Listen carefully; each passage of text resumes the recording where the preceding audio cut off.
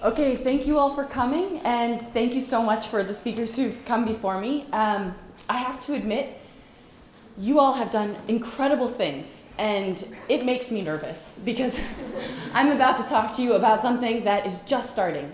So, if you could humor me, and let's pretend like I've been very successful and just stand up and applaud for me, I would feel really much better. Right now, please.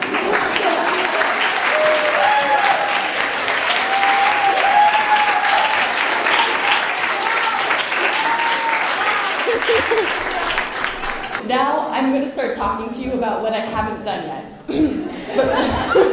but bear with me because I believe in it, and it's what's brought me here. So let's just first start. How many of you in this last year have bought honey or got it as a gift? Raise your hand. Okay. How many? Keep it up there. Thank you. How many of you know where that honey came from? What country? Maybe what town? Who made it? The flower? The techniques, how it was made? Karkoban, anyone? Okay, good, we've got 3 or 4 hands. That's even better than I expected. So great, really good. Okay, so why honey? Why does it matter where your honey comes from, or who made it, or what part of Turkey?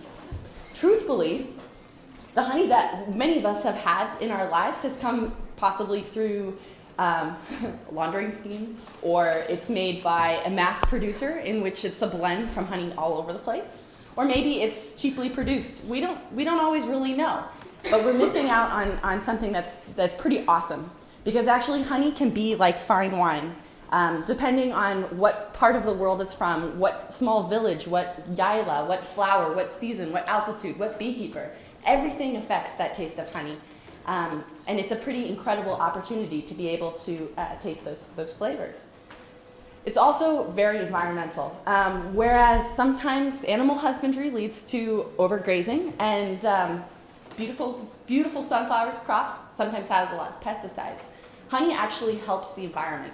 So when you're out in northeastern Turkey, which is where I'm living at the moment, and you see some of the 2,000 different varieties of flowers, local bees are helping those flowers because actually 1/3 of our world's plants are pollinated and spread by these bees. So it's a great environmental opportunity. So this is the program that I'm trying to start. It's at the very beginning. It begins by training women beekeepers in organic honey production. Then it works with those women to tell their stories, to market that honey and sell it at a higher cost, and then use this funding, this money that they've already earned, to scale their program, to invest in new social ventures that they want to start. So maybe working with them to produce wax lotions, honey products, or buying new organic hives. And then connecting all of those women beekeepers and other organic beekeepers across the region in a honey tasting tour. So something I call the top tour, where you can go to all these different villages and try that honey. But like I said, this is new, guys. I've been working on this it's at the beginning. And actually, you're going to help me launch it right here, right now. So what we're going to do is start, like I said, with a story, and we're beginning with mine. I grew up in rural Colorado, and I was lucky. My mom saw from an early age that I had a curiosity in wild things. And rather than trying to conform me to regular books, she wrote them in my own language. Bees. So thanks, Mom. It was a great way to grow up. But when I was 7 years old, we had to move, and a lot of things changed in my life because my dad got a rapidly progressing form of prostate cancer that made him basically partially immobile, and so we had to move from our farm and become closer to family, which was great, but also it was really hard on all of us. And there was a mixed blessing, though, as oftentimes these things come.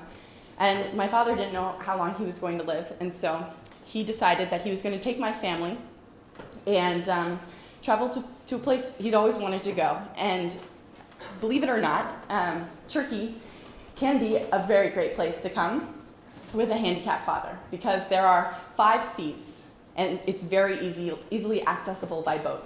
So from an early age, that's how I came to Turkey. And I was upset and, young, and so I don't remember much of it, and I didn't at the time. But a decade later, I came back on a Fulbright scholarship, and I realized when I looked around that I had been dreaming about Turkey my entire life. So from Colorado to Kars. That's where I live now.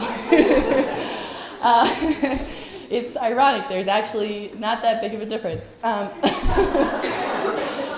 When I came on my Fulbright scholarship, I was studying internal migration. So I was traveling all around Kars, and I got goosebumps because I realized that this was quite similar. Kars, Ardahan, and Artvin was so similar to where I had grown up. Beautiful mountains, these rolling, incredible plateaus, except in Colorado, urban sprawl is threatening our environment, and pesticide use is killing all of our bees.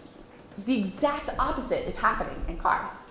Instead, internal migration, people are moving from the countryside, and the honey is some of the best in the world. Except, how would you know, right? You go to Kars, and this is what you buy. It's beautiful, but how do you know that this is, organic honey? It's made from Karkovan, it's from kekik, or from garunja, or from kestani. You have no idea, right? There's no marketing, there's a missing story. And so I started thinking to myself, maybe we could market this honey for social good. So I thought, and I thought for 3 years. I went back to the States, I got a job, and I was unhappy. I was working in an office 10 hours a day, and I felt unfulfilled. I missed Turkey, and I missed the wildlife, and I wanted to be in my wild home in Kars. And so I quit my job this last May and moved to Kars. I sold all my possessions and started trying to launch a social business around honey. Within 3 days of arriving in Kars, I stumbled across the first of its kind organic women's beekeeping course put on by the Marmara Group and the EU. All of a sudden, in front of me, I had 40 women who had just been trained in organic beekeeping. It's like the gift from the gods. So quickly, I started tagging along with all of these women and meeting a number of other beekeepers, lawyers, politicians, mayors, everybody who was interested in my idea and wanted to help. And somehow, along the way, I ended up in Jamili, and I started having my own honey experiences. And they were incredible. These ancient traditions, in this case, my friend here, Ardal Bey, is climbing a 30-foot tree with a pair of dress shoes on and a rope. And he is harvesting honey from this hive. It's called Karakovan, which literally means dark hive. And inside, the bees make all of their own wax, so it's completely organic. It was incredible. It was phenomenal. And this honey, I'll show you. I loved this all the way from Kars. This honey tastes like a floral dark chocolate. It's medicinal because it's from ilamur and kestane, and it actually can give you some small hallucinations because it's part jelly ball. Then there was my life in Kars. I started living with women in the villages and learning all about their incredible lifestyle. Everything from this beautiful natural environment where they can identify all these plants by their local names, but it's they have amazing skills and really incredible ambitions in a lot of ways. This is Aisha, and she is one of the graduates from the organic beekeeping course, and her dream is to become an organic beekeeper. The course is over now, and it's really hard when your hives are splitting all the time and you can't buy more organic hives. This is her honey.